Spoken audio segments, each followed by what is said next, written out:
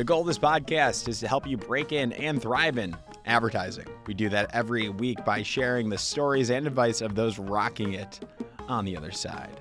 This week, we have part one of an incredibly insightful conversation with David Kolbusz, one of the most incredible humans I've had on this show. We couldn't encapsulate his story and advice in one episode. So for the first time ever, I said, screw it. We're making this a two-parter. And really, that's great news for you, the aspiring advertiser, because David is one of the best in the business. David is the Chief Creative Officer at Orchard, and he's an Adweek Creative 100. So if you didn't know, Orchard was founded in 2019, and they've been awarded as Campaign US Agency of the Year in 2020 for independent agencies, and Campaign Global Agency of the Year in 2020 as well for independent agencies, along with probably a lot more awards. So check out Orchard. They've also produced excellent work, including Super Bowl ads for Oikos 000 and Dashlane. And this is from Campaign. They said that the small agency made 4 more campaigns during COVID-19, including one for Silk Soy with Michael Phelps. And the firm saw year-over-year growth of 132%. That's pretty damn good. But let's get back to David. Frequently cited as one of the advertising industry's most esteemed creative leaders, David began his journey as a journalist, moving into copywriting because it felt less corrupt as an industry. And he's worked on some of the biggest brands in the world, including Coca-Cola, Amazon, Facebook, X, and The Gap. So when it comes to the work he creates on behalf of brands, Kolbusz's standards are high, but never at the expense of collaboration, which we love. Here are some quotes.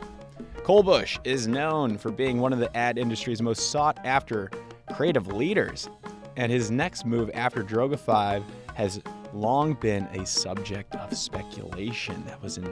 That was featured in an Adweek article back in April 12th of 2022. And David Droga himself said he's one of the world's best creative leaders. That was featured in Campaign, also on April 12th of 2022. So in this first part, we break down his early career and how he broke into advertising. And we leave you with a cliffhanger at the end, as we will post his second part interview next week that contains tangible advice on how you could break in and thrive in advertising. Now, I get it. You're probably going to want to learn more. So we listed out David's top resources for aspiring advertisers on our Instagram. Our Instagram is Breaking and Entering Pod, all one word. Go there, give us a follow, and check out those secret resource tools that he listed out just for you.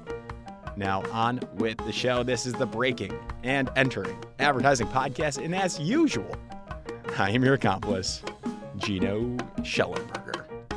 Kick it, Mikey.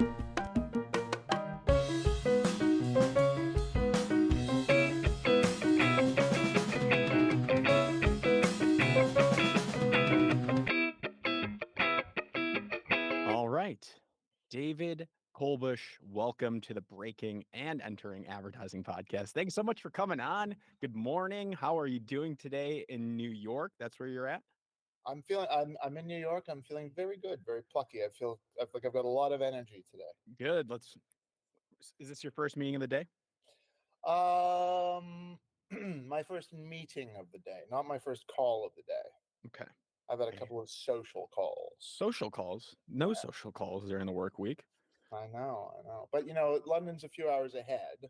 Yes. So I still have the odd friend or connection in London. So sometimes I'll just, before the workday kicks off, if I've been charged with rallying the children and getting them ready for summer camp, and I'm up really, really early, then I'll have a little bit of time to kill, and I'll either do a workout or have a chat with someone from the old world. The old world. Gotcha. We're going to break that all down for the people listening, because you lived in London prior to Orchard, correct? You were at Droga 5, I believe, in London for multiple years. Did you grow up in London? Well, no. So my mom is English by birth, moved to Canada where she met my father, and then I was born in Canada and spent most of my young years there, all of them actually. But in my 20s, I started to move around. And what's it like growing up in Canada? It's great. I mean, it's you couldn't have hoped for a better upbringing. You play hockey? I couldn't have. No, no, I wasn't. I was never a sporty person. I always tried, um, and still try. And I just kind Gotcha. of float around all the different sports trying to gain a foothold. I think the closest we've got is like I've had moments with basketball, I've had moments with baseball, I've had moments with hockey, but it's such sports is such a a big part of, well, human existence Right. So what'd you do instead? arts, always the arts. What type of arts? And where in Canada did you Oh, grow up? Ottawa is oh, that's interesting. So I've just learned. It's funny because I've spent most of my adult life in the UK, and instinctively you have to hit your T's and your D's more. So for the longest time I pronounced it Ottawa or Toronto, and the way that you use words changes where you are, so that you can be understood, not as a Right. Right. Madonna-esque affect, but just purely for communication purposes. And I've just noticed now, as I said Ottawa, I rolled my T's, Right. It's which is Toronto. You don't pronounce the Toronto. second Yeah, T, yeah, yeah. right? But this is the first time that I'm cognizant of the fact that I'm doing that now. Because for the longest time I would hit the T's or D's, but I've been in New York for a year, so now I guess I'm rolling them again. There How we go. interesting! We're learning things about each other or ourselves, There we go. Mm. That's what we like to do. So you grow up. What arts? What are we talking Oh about? yeah. So probably books were first. So it's I think every medium I've taken under my wing, and just it's become so yeah. It's kind of mediums that I get obsessed with. Hmm. First it was reading, probably television, um, followed by television and film probably together, but reading was likely first. Then Hmm. and music was sort of ever present. So that core unit, and then it expanded into photography, art. Then Are you are you later taking opera. lessons in any of the like Oh, photography lessons, or is it just self experiment, like just kind of picking up new hobbies on your own? Are your parents supporting you in this? How does that work? oh, this is from a very, very young age. So like when I was like what's the equivalent?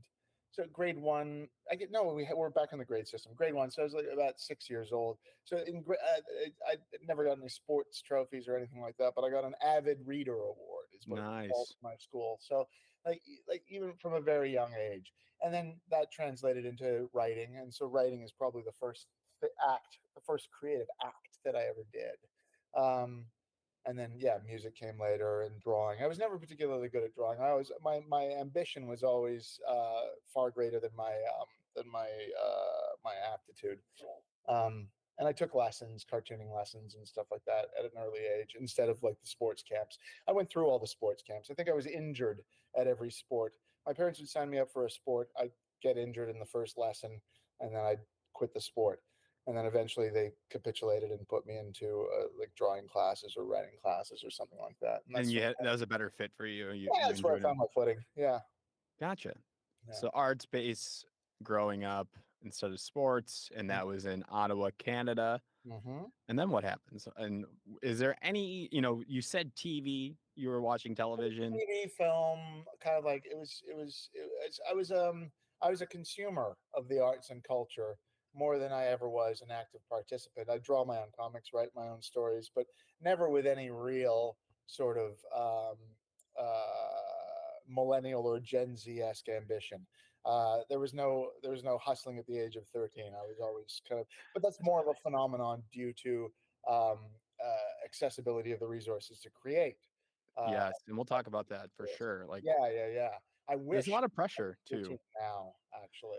You said that. Say that again. I said I wish I was 13 now. Why? What would you do? So the tools at your disposal now, like I would have loved to have made things back then. And I still like I look on with envy when you hear these origin stories of filmmakers and writers who would create their own little uh, films using Super 8 cameras or whatnot, Yeah, and it was just far too much effort and far too much work for. right. I The was lazy. friction is Yeah, gone now, and yeah, especially with like the technology resources, generative AI, which I'm like learning about now. yeah. It's like soon the vision and the skills needed to execute are going to slowly disappear, right? You can just kind of go and create stuff with all these resources. Now, which what do only you leaves think? imagination, What's that? which only leaves imagination. Right. And I like that. I like that too. Some people are afraid of that. No, yeah, I think yeah, usually people without taste and talent are mostly afraid of But that. do you think then do you see like now like with your younger hires? I know we're jumping around, but why not?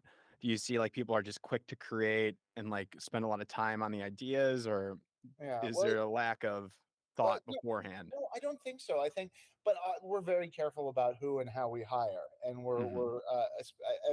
Orchard is the manifestation of uh, kind of everything the partners, me, Laura, Barney, and Jim as well too, have frustrated us in the past, and so we're kind of using this as as a as an entity to correct all of the things that have Right. bothered us historically. One of which is the separation of the artificial separation of departments when you're all supposed to be working together. And so one of the things we're very focused on is making sure that everyone has a voice. It's quite. There's nothing worse than people who say they have a flat structure, because it's always a little bit bullshit. There's Yeah. obviously a hierarchy. There's I've said that a couple times. Yeah. no, I but like people, I think I've only been in one agency, but I get what you're saying. Like people are that's vying overdone. for a little more egalitarianism. Great ideas can come from anywhere. It, we try and act as the most senior parties, the stakeholders within the agency, try and act as a filter rather than as a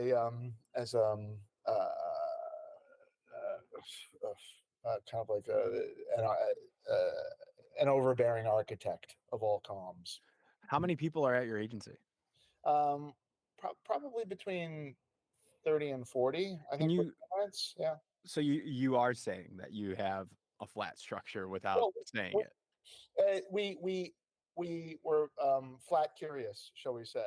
Okay. We're small enough that a lot of levels in hierarchy uh, just tends to feel kind of irritating and unnecessary.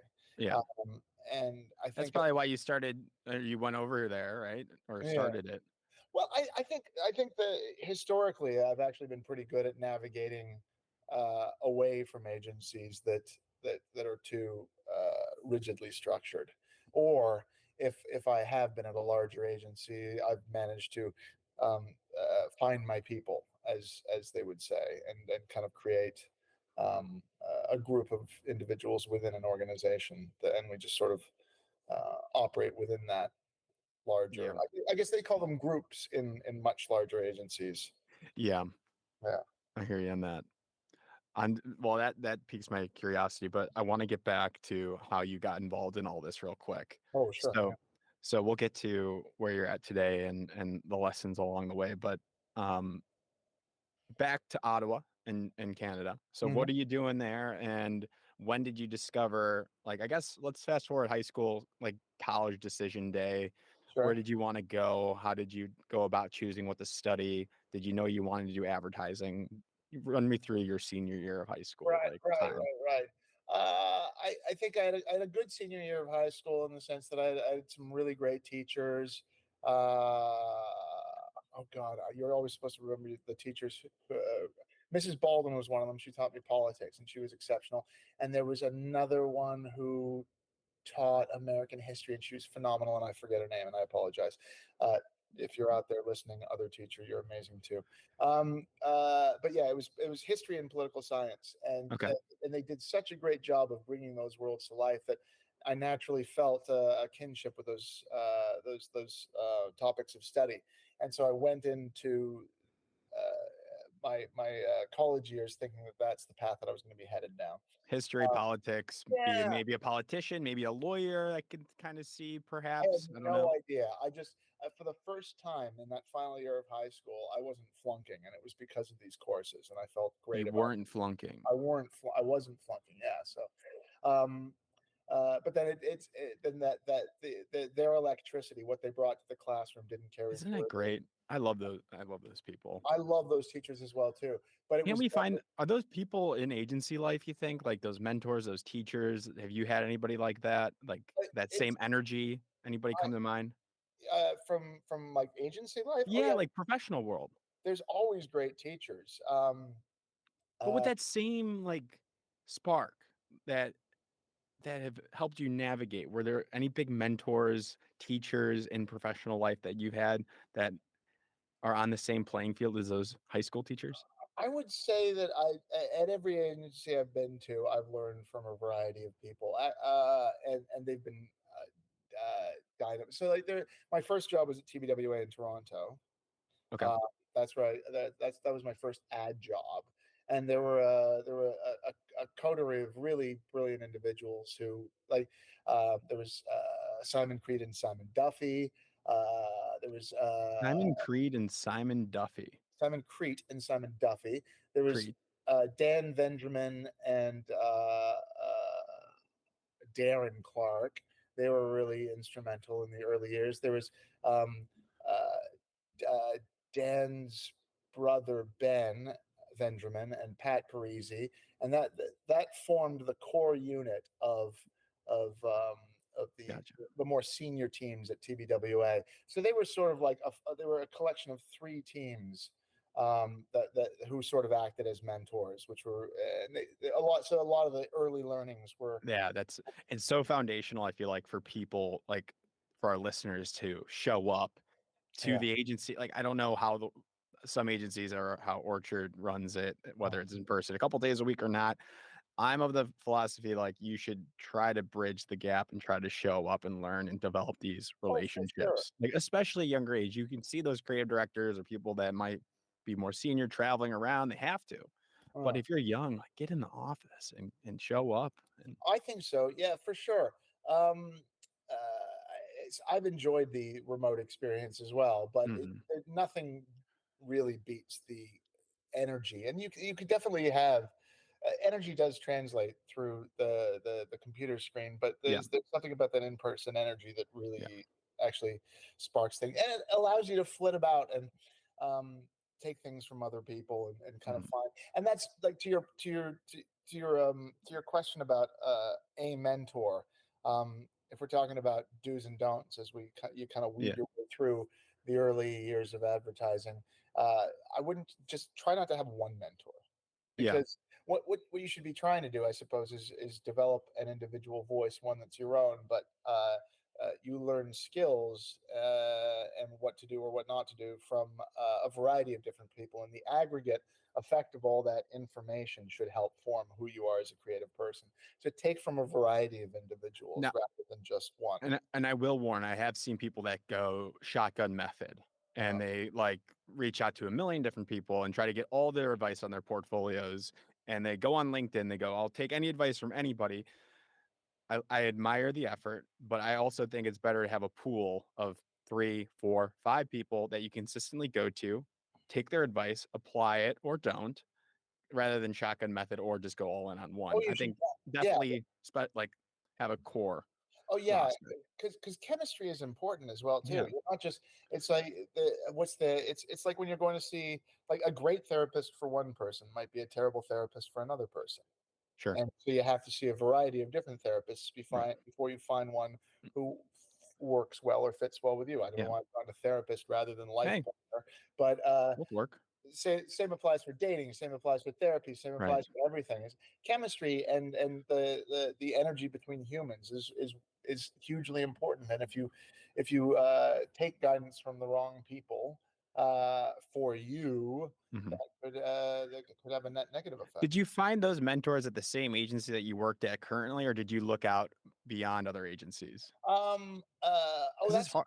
yeah, no, no. Those three teams were at my first agency and Because you're were with them so much, they're paid to be there. They have to show up, right? Like, none of those duos were the silver bullet. Obviously, they just had Simon and Simon had some really interesting things that I agreed with and found helpful, and Darren and Dan did, and yeah, Ben and Pat did, but then yeah, I suppose casting further afield, there were the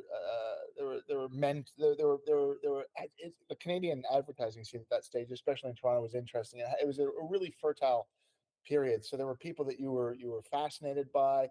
Christina Yu was a burgeoning talent then, and I think she's gone and had a very illustrious career. Janet and Nancy from O&M. Janet Keston and Nancy Vonk. They were the originators of the Dove Real Beauty campaign for Real Beauty. That was was that Ogilvy? That was Ogilvy in Toronto, actually. And why am I thinking Brazil? Why would I have that? They did Real Beauty sketches, which was later, and that was an extension of the campaign, but it originated in Toronto. It did, and I wanted to get in to see Janet and Nancy, but the wall, it was very difficult to get in to see them. So I actually went and I got a crit from Michael and Ian, who eventually became the Perlorian brothers, and they were early mentors who were outside my own agency. Okay. So I saw them and stayed connected to them for a while because our tones were very right. There was a lot of similarity between the type of work that they like to make. What was it? What was that at the time? What was that tone? It was just slightly offbeat humor. It was, and there was they were very, very good at capturing human emotion in a way that felt irreverent but still true. It wasn't just wacky for the sake of wackiness. It was born of deeper internal emotional conflict. How does that tie to your recent gold pencil win with Ocean Spray? Do you see that parallelism in there? Yeah, sure.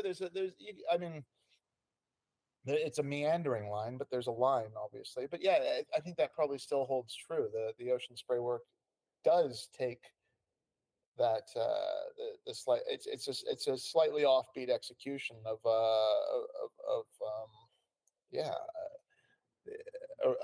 a revealing of a deeper human truth, which is that we often find ourselves stilted and wishing we could break free in these formal social setting. So yeah. I'm losing words. Sorry. Yeah, and everybody should go look that up. What is it officially called? Like if they want to YouTube it, I think it's called Power Your Holidays is the official name. Power Your Holidays, or it might be Jiggle Wiggle. I think you're probably better off with like if you search Ocean Spray Jiggle Wiggle. Yeah, and it just like holidays and family time can be stiff. Like it's just was that the insight? Like I don't know what's behind it. Like yeah, it's the insight came from the fact that a lot of around Thanksgiving and Christmas time, it can be. Well, it was interesting that we observed that a lot of the food was beige. Like lot of the food was beige for Thanksgiving. And stuffing, even green beans covered with crispy onions and sauce still looks beige, and you'd stare down at a plate of beige. And there was something analogous with how bland the the food is and how awkward and stilted the conversation is so often. Yeah. And so this wobbling jelly became a pop of color and a little bit of fun movement. Yeah. To bring the festivity to life. I love that, the canned cranberry. I love the canned cranberry as well. It's good on the sandwich after. I think you mash it up a little bit. I think it's you know what I was thinking? I got an idea for you too. Yeah. Butterball turkey. Yeah. I was thinking 4th of July just came up. How come people aren't grilling turkey for 4th of July? Like that could be something interesting. Yeah. Like it's like only Thanksgiving. It's it's American still. I don't know. Some idea there. I like it. Bring turkey to 4th of July. I don't know if the hardware exists. Just a grill. You can grill I think it's called spatchcock. Really? Like when you flatten out. When you yeah. I don't know. I'm not a chef, but maybe there's a way. Yeah. We'll talk. No. I like that. I was imagining. I thought you were talking about like a whole turkey on a grill, presentational in the same way that it is at Thanksgiving. But yeah, no. If you split it open and then we do I'm on board. We do a quarterly award show on breaking and entering, and Greg Hahn judged the first one. We have somebody at Preacher. Her name's Kellen Blunt. So maybe we'll have you judge the Butterball brief. Happy to. Cool. Yeah, for sure. All right, back to you. I know we got off track, but I want to get back. So No, sure. you're in college, and what do you decide to study again? And where did you go to school? So it was politics, but then that was dispatched quite early on. Then English felt like a safe territory. Eventually, it was English and film. Okay, I see where this is going now. And then it evolved into journalism. I actually was fascinated with journalism. Was one of the most creative forms of writing that I could kind of engage with. Interesting. Yeah. Journalism being the most creative form of writing. Yeah, at the time that I had access to. Right. There's a whole. You have to remember this was like maybe more than 20 years ago, probably like 25 years ago. So a lot of the access to information, all the tools that we were talking about before at your disposal. How do you become a filmmaker? How do you do this? All these things were mercurial and impossible at the time. And so I was like, what is the quickest pathway to some form of viable career? And journalism seemed like the smart choice at the time, because all it required was a brain and a pen or a keyboard. Gotcha. And that kind of foreshadows the work you did for The Guardian later down. Yeah. No, that's it's. I guess at the time that was very, very helpful in when it came to me understanding. What would you study today if you wanted to do, accelerate your advertising career? If you're picking today, you said you wanted to be 13 again, and have tools and create. But now if you had to go to school, would you go to school in general? And what would you study if so? That's I'd probably all the information out there to make things is out there, and I think oftentimes the best lessons for things like creating film or creative writing is by reading, seeing film, consuming. So I'd probably do a lot of that, and then if I had to study, I'd probably focus more on philosophy or something truly kind of big thinking. I do critical theory, stuff like that. I'd go more classics, maybe reading. I think I would, if I had to do it again, I don't know if there's a classics program at like these big universities. I would love to just study philosophy, to read the classics, have some sort of creative writing minor. I don't know. I feel like it feels more pointed, doesn't it? And especially now when you have all the resources of the world at your disposal online, and you can learn how to do anything. Mm-hmm. Really, what college then becomes is an avenue for you to learn how to think critically. And so, probably classics and philosophy feels like a good waste of time. Yeah. But you kind of alluded that if you had to go, like, would you entertain an option where you didn't go to school, like a 4-year undergrad bachelor's? It's very difficult to kind of cast your mind into the it's hard reality. Yeah, I mean, because I found the university experience very, very valuable. So analytic, helping me think in an analytical way. So the network, the social, you learn to become a human and think on your own, like you said, and I love it. I want to get back to a campus one of these days and teach or do something. Where was your post-secondary education? What's that?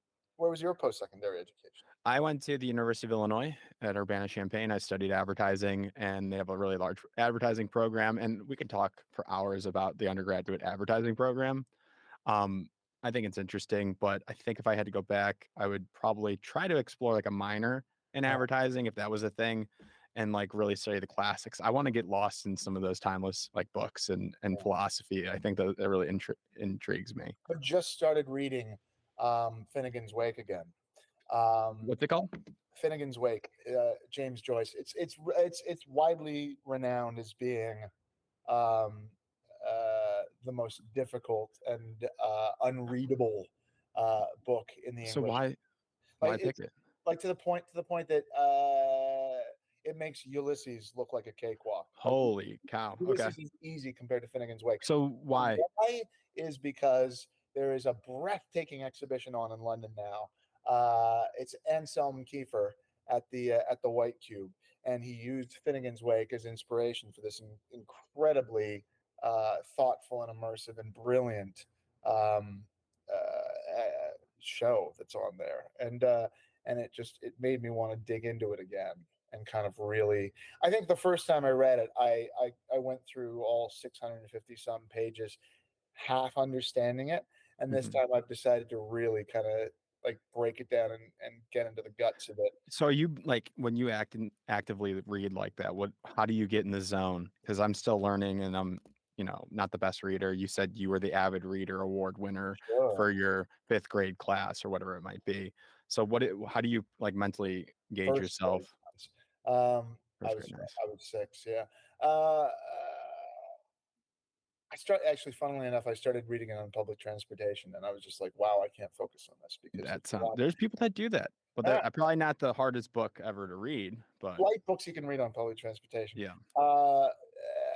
So actually, it was so difficult and so hard to focus because he's making up language as it not in the what, but it's not wildly dissimilar to. Have you read A Clockwork Orange by Anthony Burgess? No, I haven't. A lot of the language is Yeah. made up in Anthony Burgess, but there's Anthony Burgess was actually fascinated and obsessed with Finnegan's Wake as well too, and I think that's probably why he wrote A Clockwork Orange. But what Anthony Burgess actually did was he took Finnegan's Wake and he edited it down from 650 pages to about 200 pages. So like just the essentials. So Anthony Burgess, other celebrated author, created effectively a Cliff Notes version of Finnegan's Wake so that people could better understand it because he felt so passionately about this book. Wow. And having struggled with that first chapter of Finnegan's Wake, after attempting to undertake it again, I went out and bought the Anthony Burgess version, abridged version. Yeah. And so now I'm going chapter by chapter, and I'll read the James Joyce chapter, and I'll go, "Oh my God, that's insane!" And then I'll read the Anthony Burgess chapter, and I'll go, "Okay, that makes a little more sense." So you go back and forth. Yeah, so I go back and forth, and it's actually a really fun exercise. It's one that forces you to read at home rather than in public. But I've done it a couple of times. There's a have you read Lincoln in the Bardo?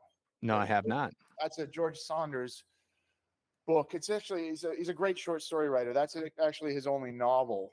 I hope this isn't fucking up with your sound. No, you're good. Just trying to get more coffee. Yeah, get your coffee. So I'm going to prepare coffee as we talk.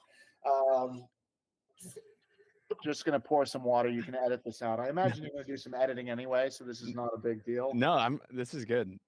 So Lincoln in the Bardo is another must read. Yeah, Lincoln in the Bardo was George Saunders, who's a teacher himself. I can't remember which educational facility he teaches at, but he's mostly renowned for his short story writing.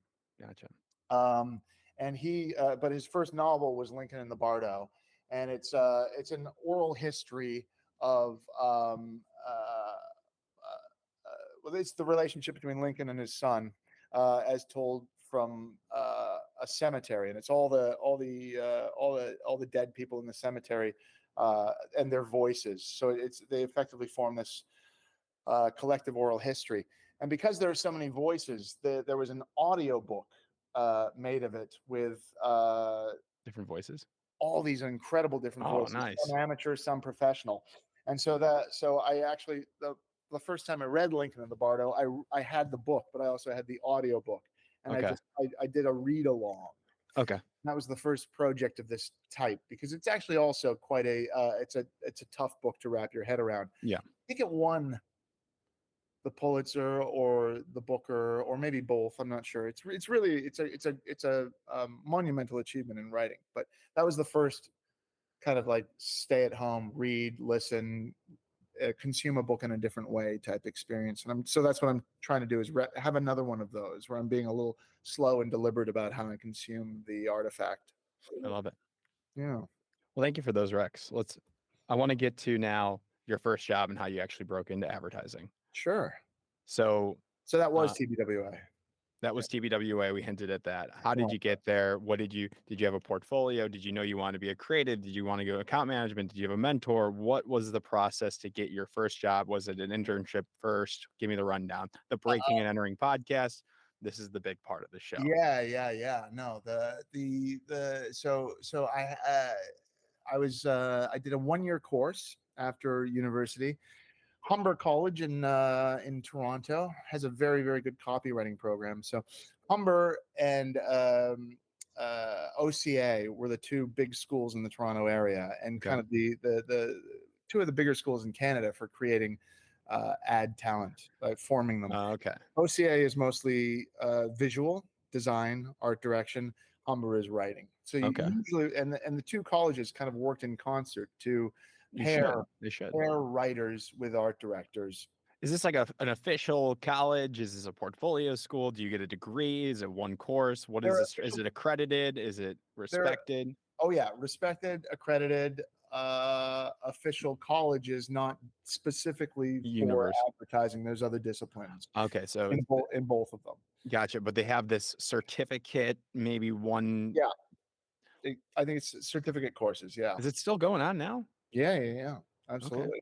And I think I still think. I mean, I haven't checked in on Humber recently, but I still see the copywriting courses going. There's still good people coming out of there. So if you know anybody there or have any professors, I would love to have them on the show. Yeah, I think all my professors are probably retired or done with it. I know. Were they industry professionals or were they PhDs or combo masters? Yeah, it was a combo of ex-industry professionals and current academics. Jane Bongers was one of my was probably one of the more fundamental tutors. She was phenomenal. And she eventually took over the program. She wasn't leading the program at the time. She was one of my tutors, but she eventually took over the program. You took the copywriting route. Yeah. And then that was a year? Was that one course? It was a year course, yeah. And from there, Humber had good relationships with colleges and not colleges, agencies around the Toronto and Vancouver area. What'd you end up leaving that with? Did you have like what was the goal? Spec portfolio? Portfolio and internship. So the way the course was set up was by the end of it, the second semester was the first semester was learning the fundamentals. The second semester, the spring course, which led to summer, was focused on working on your book. Nice.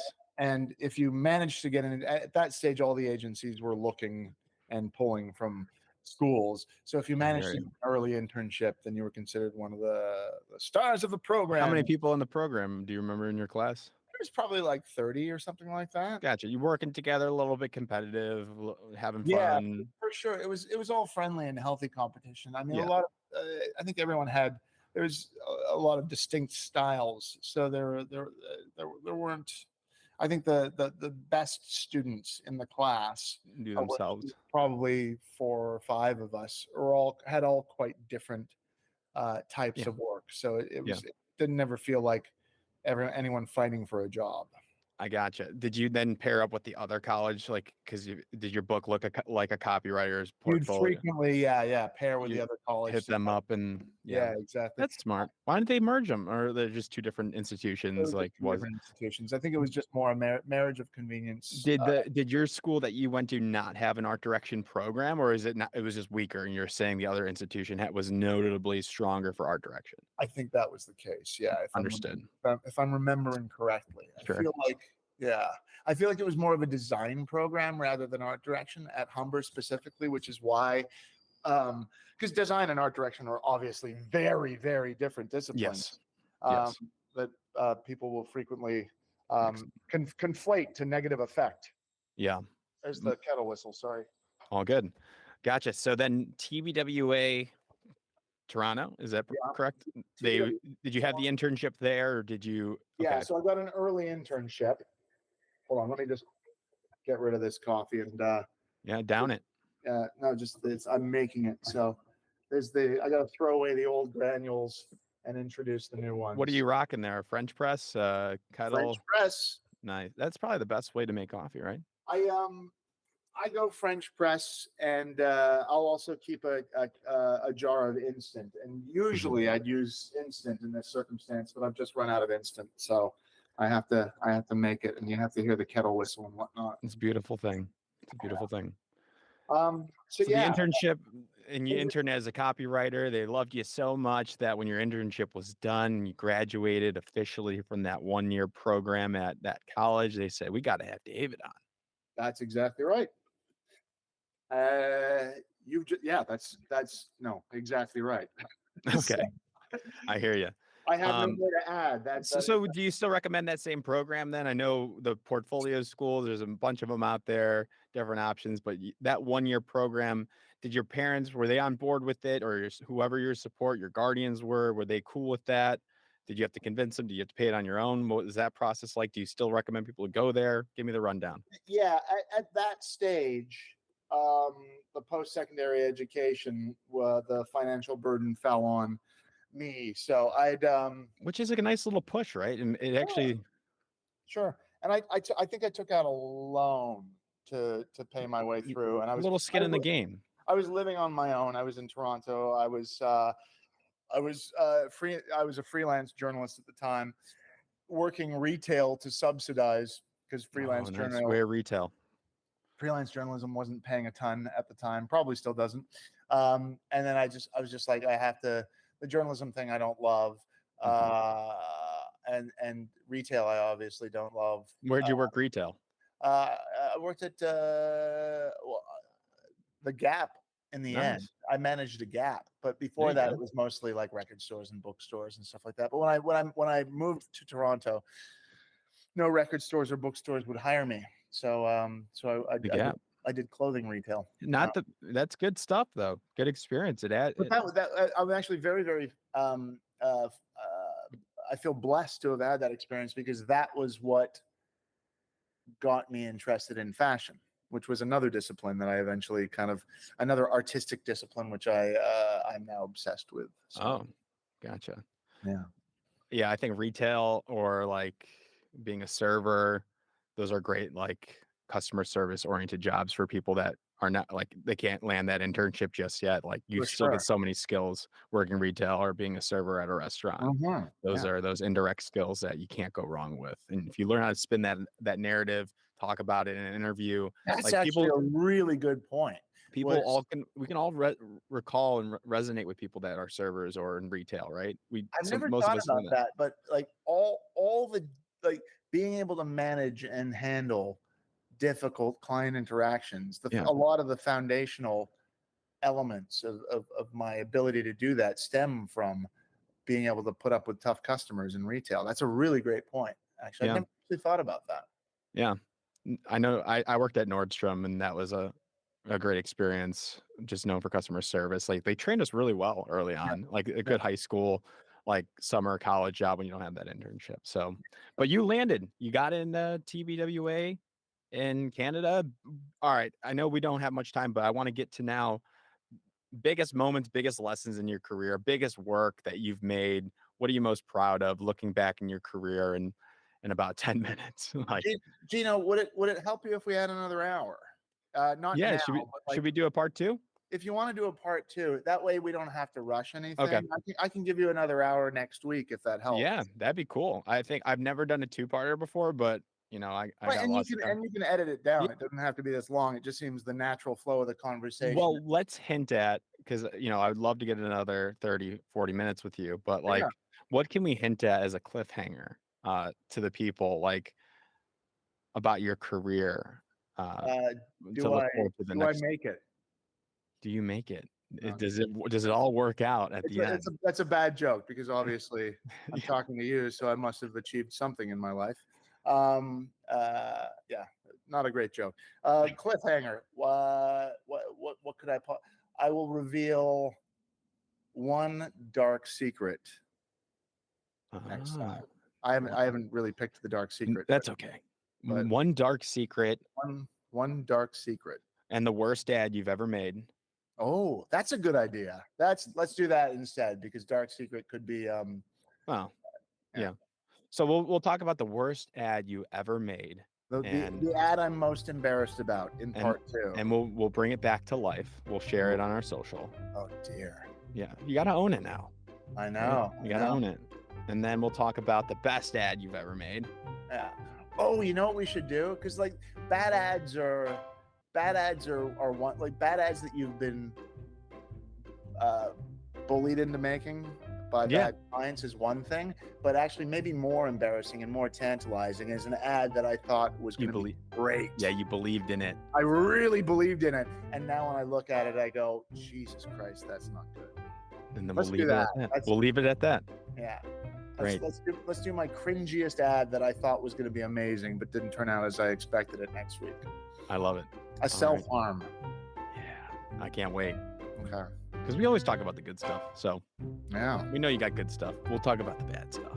We'll do it. We'll do a really bad ad. I've already got it in mind. All right, we'll leave it at that. All right, David, thank you so much for your time. We'll pick this up hopefully next week. Of course. You rock.